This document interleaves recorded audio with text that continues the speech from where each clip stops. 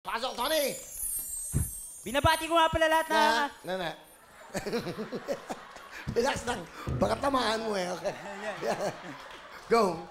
Binabati ko nga pala lahat ng mga nanonood sa telebisyon, yung mga milyon-milyon taong na bibigyan ng inspirasyon ng palabas na ito. Binabati ko nga pala lahat ng mga nanlait sa akin nung bata pa ako. Heto na ako ngayon, manigas kayo. Yan ang gusto ko.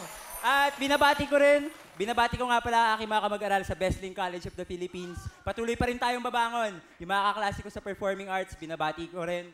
Binabati ko rin lahat ng babaeng nang busted sa akin. Ako na pala yung sinayang nyo. Wala. Spontaneous. Saka gusto ko yung bati. Binabati po at... Higit sa lahat po pala, binabati kita, Will. At pwede bang yumakap para mapatunayang hindi delikado to? Walang problema. Binababati din kita. Yun! Baka makatama ka, ha? Ingat-ingat. Ayan, pinapatunayan ko sa national television na hindi to delikado. Si Kuya Will nakasurvive. Buhay pa rin siya. Oo naman. Sandali, one time nga. Tira mo. Ala. Wala. Mapurol. Safe. Bira lang. Natutuwa kami kasi ano pag ganyan ng tao, hindi nabibikon. Yung mga ganyan yun ang pinagpapala. Ganun naman po talaga, Kuya Will. Sa buhay, kailangan natin ng haba ng pasensya. Magaling to, ha? Kala nyo, ilang hits mo sa ano? Ilang hits po ba?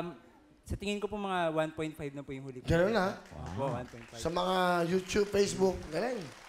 Sige, nag-aaral ka ba, Tony? Opo, nag-aaral po ako, senior high school student. May girlfriend ka ba? Naghahanap pa lang po. Naghahanap po. Pakilala mo na, sino kasama mo? Ay, papakilala ko nga pala, ang pinakamatapang kong ina. Pero hindi siya pumapalag sa sapakan niya. Matapang lang talaga siya, si Nanay Minda. Magandang hapon, Kuya Will. Ganda nga pa mo, Nanay Minda. Kamusta kayo? Okay lang naman, Kuya Will. Nanay, ano po gusto sabihin sa inyong bunso anak? Anak, kaya, naandyan ka na ngayon. Kay show ka na ni Kuya Will. Pagbutihin mo na lang para mapunta na kayo sa tagumpay mo. Ayun lang, Kuya Will. Okay naman kayo, Nay. Okay naman, Kuya Will. Ikaw ba nagbibigay inspirasyon sa nanay mo? Siyempre naman po, Kuya Will. Kasi mahal na mahal ko po yan. Napakatapang po niyan eh. Na-survive niya yung stage 3 cancer niya. Kaya naman, parang nga pong parang kung hindi pa siya magkakaroon ng sakit, hindi ko pa marirealize lahat ng paghihirap na ginagawa niya sa akin. Kaya buti na lang na-realize ko kung gaano ko siya kamahal bago pa mahuli yung lahat. At saka, mahal na mahal ko po talaga yung nanay ko kasi siya po yung nagturo sa akin na nagmahal, nasaktan, gumawa po. Yun lang naman po. Nakakatuwa, no? Okay, ha? Tama yun. Ganyan dapat ng pagkatao mo, ha? Positive. Okay. Ito, pakinggan po natin. Ano ibig sabihin ng hugot ni Tony? Palapakan natin si Tony. Ito nga pala ay para o tungkol sa pinaka-paborito kong parte ng katawan. Hulaan niyo kung ano yun.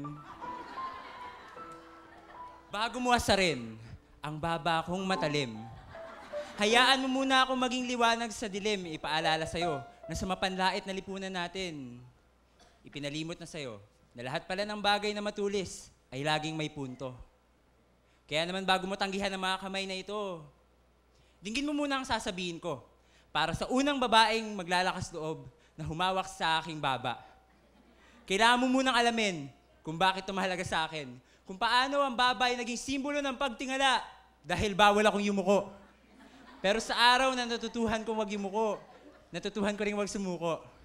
Para sa unang babaeng maglalakas loob na humawak sa aking baba, umasa ka na sa bawat pagdakip na mga yakap ko sa iyo ay may kalakip itong pag-iingat. Ayoko namang mag-iwan sa iyo ng sugat na dulot ng talim ng mga salita. Talim ng mga salita na minsan pinagsasasaksak na ako sa puso nung ako'y bata at nagbibinata. Mahirap lumaki ng walang kalaro. Masakit lumaki sa mga kansyaw na kesyo raw ang baba ko ay sintulis ng balaraw. Minsan nga, hindi lang daw sintulis ng balaraw. Mukha pa raw kalabaw. Yung manggang kalabaw, pero pangako, sa akin hindi ka na maliligaw dahil hindi ako yung lalaking mangga gamit lang sa'yo. Ako yung lalaking manggagabay tungo sa tamang landas na tatahakin mo. Kaya ito ako ngayon, nasa inyong harapan. Wala doon sa isang sulok hindi nagpadala sa pangaasar na ako ay may matulis na panusok. Dahil hindi nila alam na ako ang una nilang sinaktan, na ako ang una nilang pinagsasasaksak. Dahil hindi nila alam na ang nasaktan na ay namanhid pa. Pero kinalaunan, natutuhan na rin mahalin kung ano talaga siya. Kung ano talaga ako. Eh kayo, mahal niyo ba talaga kung ano kayo? Kaya sa unang babaeng hawak sa baba ko, akin na yung mga kamay mo. Iingatan ko. Maraming salamat. Wow. Galing ah. Tony, meron kang 10,000.